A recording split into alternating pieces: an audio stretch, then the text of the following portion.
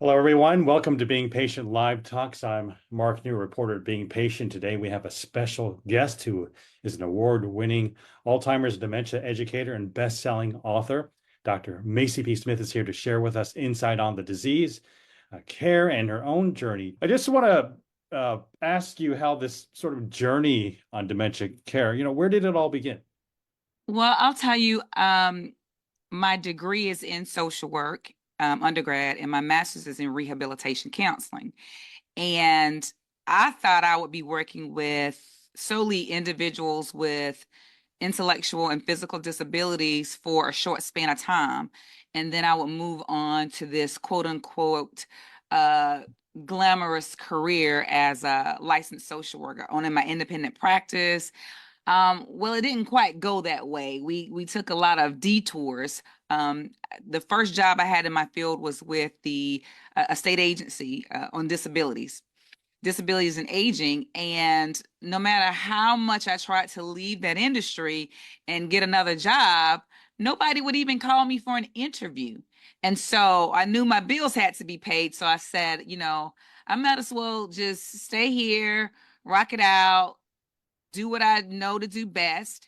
And that's what I did because nobody else would hire me. But then my grandma developed dementia. We didn't know what type of dementia she had, but I was well positioned by that time to provide support and care for my family, which was really my dad, who was her primary caregiver, and my sister, who lived closer to her. But it was just so divine in how it happened because I was sitting at my desk at the agency managing the care of over 100 individuals who were aging, who were disabled, and who also several of them were diagnosed or misdiagnosed with dementia. And so I had started my training in dementia competent practices, and then I started doing more research. And so when my grandma developed it, it still looked a little different. I still was dumbfounded. I still really didn't know exactly what to do. So I thought until I had to really compartmentalize my roles, and I had to take on the role as the licensed social worker, later gerontologist, to be able to help my family navigate the long-term care system, which is confusing for no reason at all. But then also to provide that level of compassion and you know, empathetic support to my family, but most importantly to my grandma as she journeyed through the disease process. And it just snowballed from there because I felt that I was good at it because of the reports I've been getting and just the stories. The stories of how caregivers talked about how the basic information really did change the course of how they provided care, because not all people provide a high level response in a way that's practical and tangible to family caregivers and families who are living through the journey. And so those comments and those recommendations just gave me the fuel that I needed to really be able to expand the knowledge that I've gained and that I'm still gaining, and to be able to put it into practical circumstances. And how old was your grandmother when she was diagnosed? And were you noticing signs earlier? I'm curious in your personal story, and I know each one is different, right? Yeah, yeah. So she developed it later on in life. So she was in her late 80s, really early 90s. But I didn't notice anything because I wasn't there every day or even every week. I would probably go and see her once a month. So I saw more so depression than dementia. And for those who don't know the difference, they could get those two confused. And it wasn't until my sister called me and said, while I was sitting at my desk at the disabilities agency, and said, Grandma is walking to people's houses, knocking on their doors, trying to figure out how to get home. And immediately my heart dropped into the pit of my stomach. Immediately, because in the back of my mind, I knew what it could possibly have been. But in the front of my mind, I'm saying I'm in denial. It absolutely is not, because I was just there a month ago and I didn't see anything. And so, because I knew enough about the disease process, once I got over that initial shock and the initial denial piece, I knew it was time to get to work. But she would actually develop urinary tract infections a lot, which looks just like late stage dementia, which it wasn't. And with her, it was a combination of depression and dementia, and then just societal factors and environmental factors, moving from one place to the next, and dealing with family concerns. And so, and people don't realize when you do develop a form of dementia, if the other parts of your life are not healthy or well, it is going to cause the disease process to progress a lot faster. And in her case, it did. She was dealing with depression. She was dealing with inability to maintain her own home, being a natural environment. She was staying with my dad. She didn't want to stay with my dad. And so it was just a lot of factors that went into play in terms of her dementia diagnosis and her cognitive impairment. And so you're right. Everybody is different. But I did use a lot of the skills that I had in my professional capacity to help manage her care, manage her medications. I was more so the caregiver from the distance.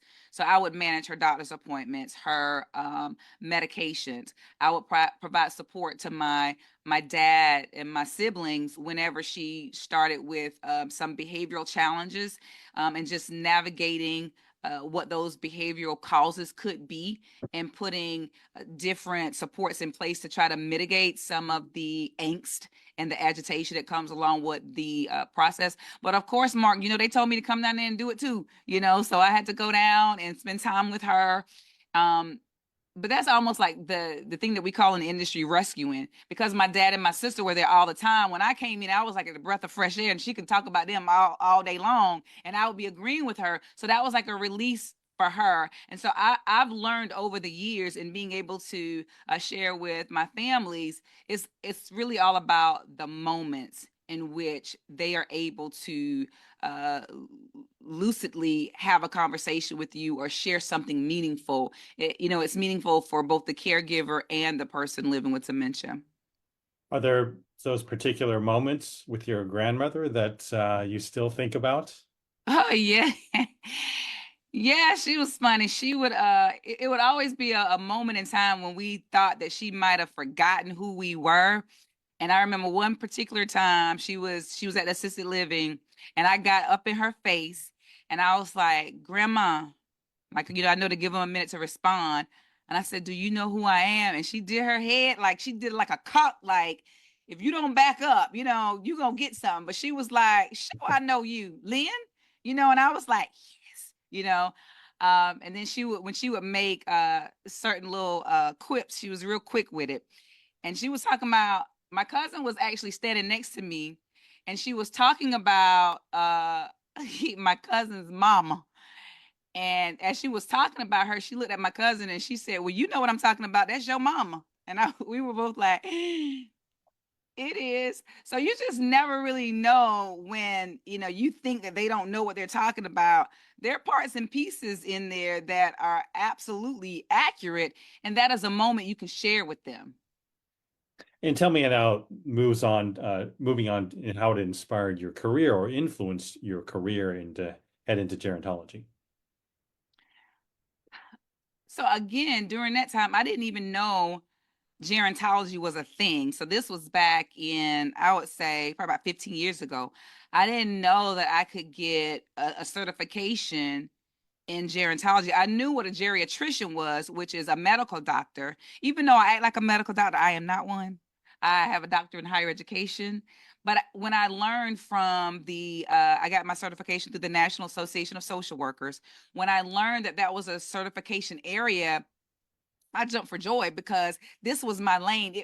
I enjoyed working with the senior population and the disabled population, giving them a voice, helping people to understand that it's more about their abilities than their disabilities. And it's not really disabilities, they're just differently abled. And so that gave me a sense of empowerment. Like it helped me more to help them than anything in the world. Of course, it's not a very lucrative paying job, but it's just a person's life that's positively impacted, that gives you a feeling that money could never provide. And so as I was, gaining additional research in the area of Alzheimer's and progressive types of dementia, learning that there are over 100 types of dementia, and then in that research, learning that there was a certification that I could actually receive to be able to expound on the work that I was doing only locally.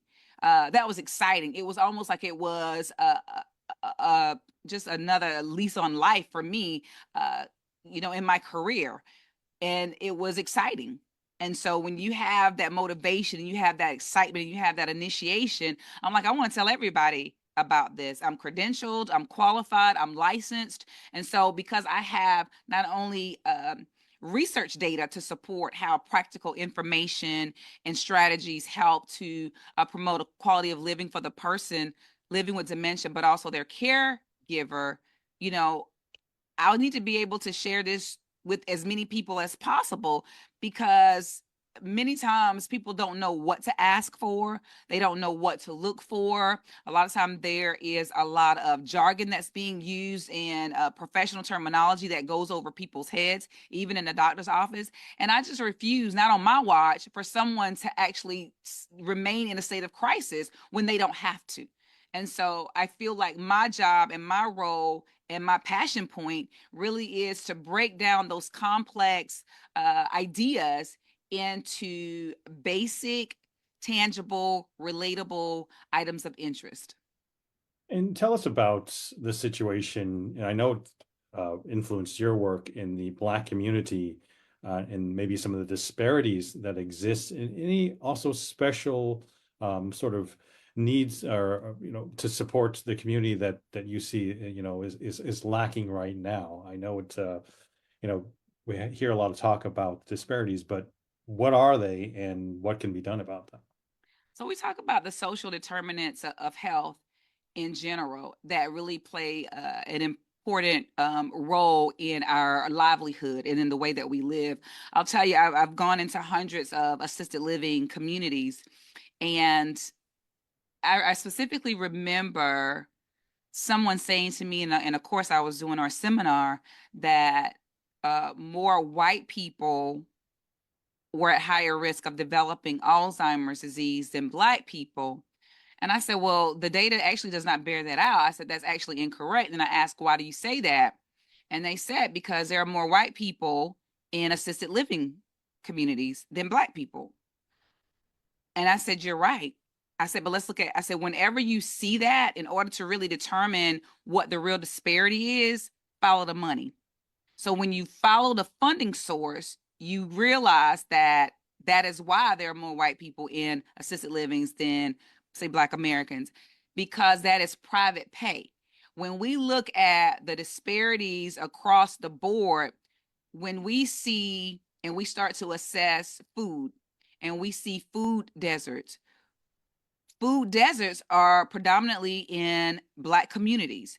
When we look at the water we drink and the air we breathe, we look at, where there is pollutants in water and the air is highly saturated with just dangerous chemicals.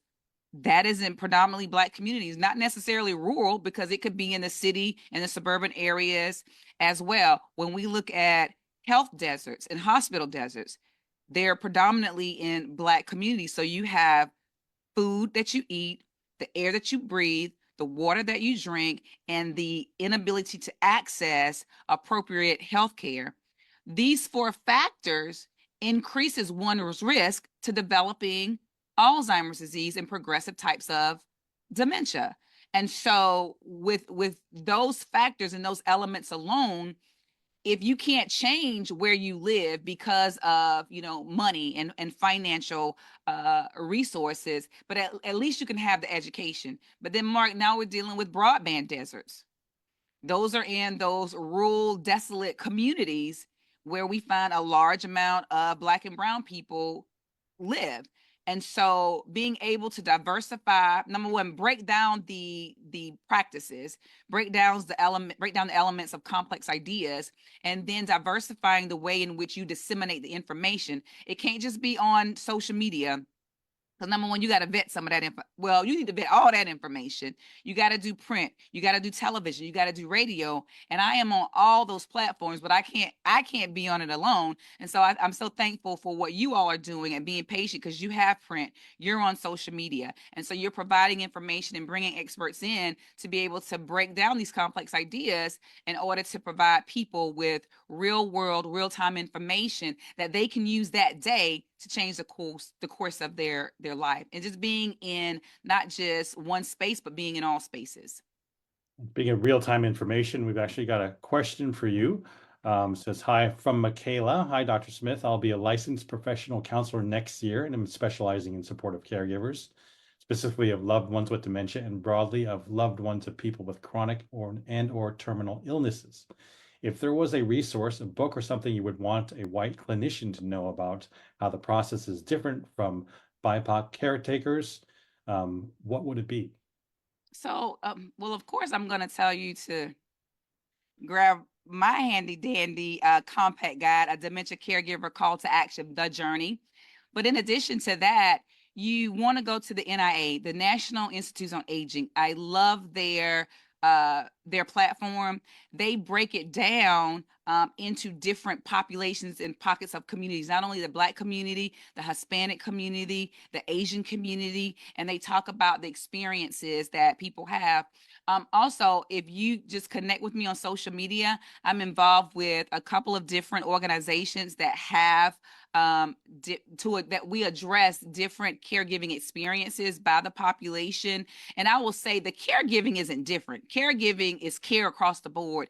It's the experience of different cultures as it relates to or as impacted by the social determinants of health. Congratulations, Michaela, on choosing this career path and being able to be available to support caregivers. But as you get into the industry, I think here my book is a starting point, the NIA is a starting point, and connecting with me on social media. I share a lot of resources, but you can also just Google Black caregiving.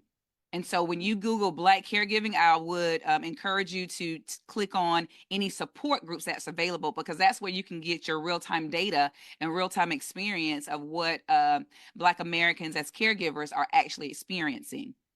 And tell us about the African American community and the stigmas maybe surrounding the disease that may be particular to them, or I mean, also other communities too, but then also the information. Are they lacking information compared to, other, segments of the population? Yeah, and I'll talk about the comparable groups.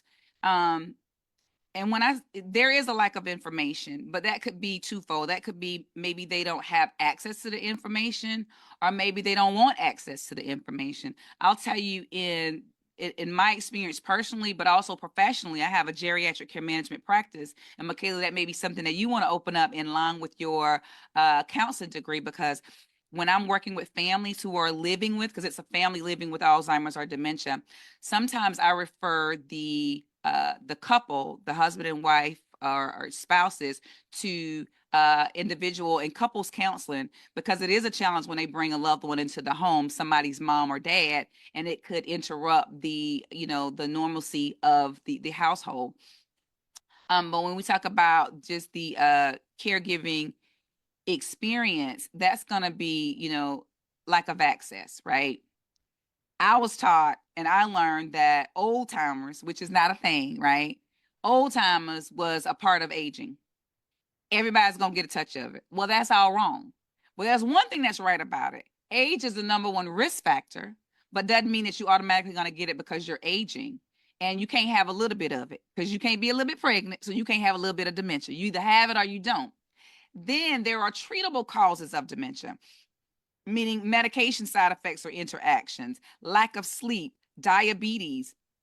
These things are not explained to us as we're growing up. And the reason it's not explained to us is because our elders don't have that information, right? And so it all boils down to lack of information. Number two, culturally, Black people are very they're very keen on taking care of their own, right? That is shifting a bit as the generations age. right? We take care of our own, number one, because of being risk averse. We're not allowing people into our home, getting into our business. We can handle our own. We are strong, Black race. We have to be strong. We have to be resilient. We have to be dedicated. But what we don't realize is that all that resilience, all that I can do it myself, it's weighing on your body, on your emotional psyche. And what we know now is that approximately 35% of caregivers pass away before the person with the chronic illness. And so we do have to have a culture shift, but that culture shift is going to come with information, but not only the information, Mark, the provider of the information. Black people tend to take certain information from the Black person who's delivering the information. If you came into my church, Mark, talking about Black caregiving, they're not going to listen to you, because how do you know? Same thing with the Hispanic community. How can you tell me about my community when you're not a member of my community? And so, even though I'm in all communities and I speak a universal language, if I need to break it down to my Black Americans, I'm going to break it down because I experience it, I know it, and I research it. And so, those are some of the factors we see now too. Want to keep in mind that back in the day, the families were a lot bigger. So you had a lot of natural supports to pull from to be able to keep your loved one at home. Families are a lot smaller now. I had my daughter when I was 31. They call it a geriatric pregnancy, but I was like, what? I only have one. Don't plan on having another one. And so families are a lot smaller. I've had families in my practice who the parent who, not the parent, but the lady who had Alzheimer's did not have any children. She did not have any children. She had one sister, and this was a couple series of families, one sister who was older than her. And so I had to, again, develop the plan of care with logical supports and also biological supports, if there are some. And then just going back to the lack of finances. When we look at the disparities in the economics of our country, and then broken down into the communities, some of the poorest communities are the Black communities. We're not monolithic at all. All Black people are not poor by a long shot. We do very well. But when you look at the disparity and you look at the data and where there's economic growth, there's not a lot of us. And so typically when it comes to paying for long-term care, assisted living, someone to come into the home, Black Americans can't afford it. We got another question, and this person admits it may be a little off topic, but Francesca says, "Hi, Dr. Smith. I had a meningioma in the brainstem removed in 2000. I also had 2 concussion from fall. I was told I am high risk for dementia. I am 76 and I'm starting to feel I forget sometimes. Should I be worried, and what can I do to fight this?" So thank you for sharing your story and praying for your health. I will say, let me preface this. I am not a medical doctor, so I advise you to get assistance and share your information with your doctor to get medical support and medical recommendations. But yes, concussions do increase your risk of developing a progressive type of dementia. Brain bleeds increase your risk. Any malformation or insults to the brain does increase your risk. Does not mean that you're going to get it, but with anybody, you want to pay attention to your cognitive ability. And dementia, Francesca, is much more than memory loss. Everybody forgets things. I forget I have my glasses on my face quite often, right? But I'm able to regain, my thought process and say, oh, my glasses are on my face.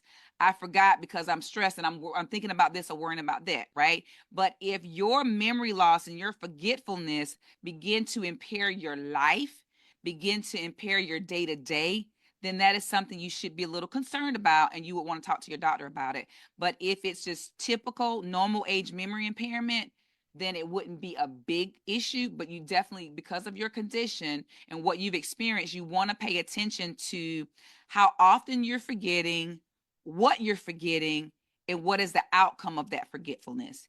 If it's not impairing your life, if you're able to regain, your thoughts and be able to continue along your day, then it's not a major concern. I would get a notebook and I would jot that stuff down when you remember that you forgot, right? That's an oxymoron. But you write down the date, the time, and a synopsis of the situation. so that way you can refer back to it. I journal a lot as well with different things that I'm trying to keep up with, because sometimes you just forget that you forgot. And so you want to have a documentation of what that experience was like, so that way when you share it with your primary care physician, don't go to the hospital, don't share it with your hospitalist, because that hospitalist does not know you. Share it with your primary care physician, so that way they can follow you along your journey. Also, too, you would want to get a cognitive assessment, and this is with everybody, not just you, Francesca. There is a cognitive assessment that your primary care doctor can give you or administer at your annual physical, and your insurance would cover that. So when you're getting your annual physical exam, ask your doctor to also do the cognitive exam. Macie, I just want to close with talking about your book. Close, Mark. Are you serious? And you cover so many topics, geriatric care management, this emotions felt after diagnosis, financial advice. What do you hope this book can do for our audience? Oh gosh. So number one, if it's a family caregiver, if it's a practitioner, if it's anybody who is currently providing care or support to someone with Alzheimer's or dementia, or you think you may be in line to provide care for someone with Alzheimer's or dementia because you have older family members or, relatives or loved ones, I want this book to serve as a planning guide for you. I want this book to serve as a preparation guide for you. I want this book to serve as hope and also help. A lot of times when you don't have the information, because there's so much information all over the place and it doesn't really apply to you, you feel helpless, you feel hopeless. And when you lose hope, you lose life. And I don't want that to happen to anyone that's under the sound of my voice. And so this book is not big at all. It's very compact. You can read it in a couple of hours, but you're going to refer back to it as new experiences and situations arise. Macie, thank you so much for joining us. It's been really wonderful to hear your story and advice that I'm sure will be invaluable to so many affected by this disease. Thank you. And thanks to our community for tuning in. Don't forget to sign up for our newsletter on beingpatient.com, where we'll keep you up to date on all the upcoming talks. See you next time.